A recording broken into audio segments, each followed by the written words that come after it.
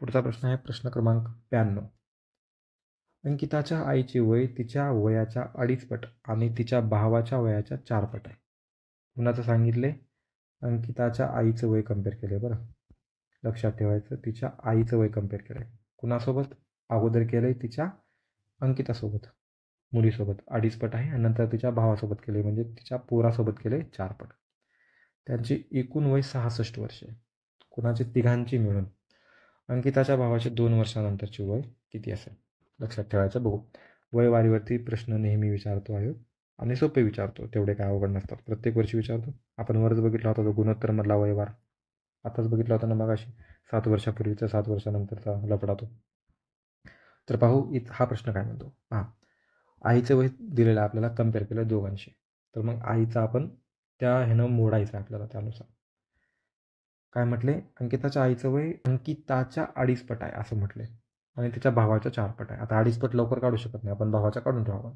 भावाचं पकडू आपण 5. ठीक आहे, शॉर्ट पकडू शकता तुम्ही, ते 1 सुद्धा पकडू शकता, असं काही नाही आहे, काहीही पकडू शकता. पण ते XY पकडू नका, कारण XY जर पकडत बसला तर ते 2 समीकरणं भेटतात, मग समीकरणं सोडवत बसा, हे खूप टाईम जातो.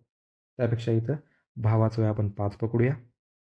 ठीक आहे, भावापेक्षा 4 पट आईचं वय आहे म्हटलेलं आहे.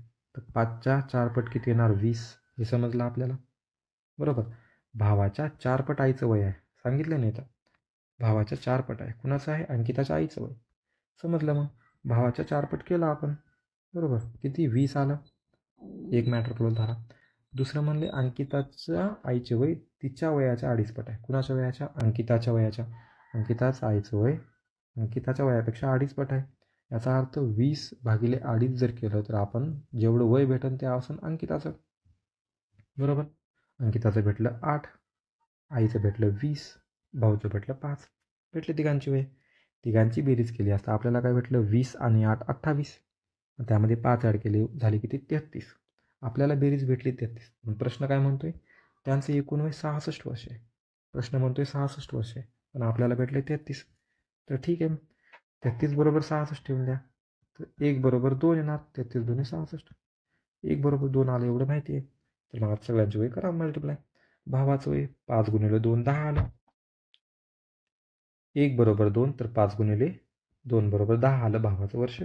8 × 2 बरोबर 16 आलं अंकिताचं वर्ष, आणि 20 × 2 बरोबर 40 आलं त्याचं वर्ष. करा बेरीज. 40 + 16 + 10, 40 आणि 16 56, आणि हे 10 आले 66 वर्ष तिघांचं पण वय, बरोबर. व्हेरीफाय पण केलं आपण, बरोबर. त्यामुळं भाऊचं वय असणार आहे 10 वर्ष त्यावेळेसचं. आणि नंतर त्याने काय विचारले? अंकिताच्या भावाचे 2 वर्षानंतरची वय किती? म्हणजे गफलत झाली ती. तुम्ही इथं काय केलं तर 10 केला असेल काही जणांनी गडबडीमध्ये, पण नाही, 2 वर्षानंतरचे वय विचारले. तर इथे 10 हे आजचं आहे, त्यामध्ये 2 ॲड करा, हे झाले 12 वर्ष. तिचं 2 वर्षानंतरचं वय असणार आहे तिच्या भावाचं, अंकिताच्या. तर याचं उत्तर येणार पर्याय क्रमांक 3.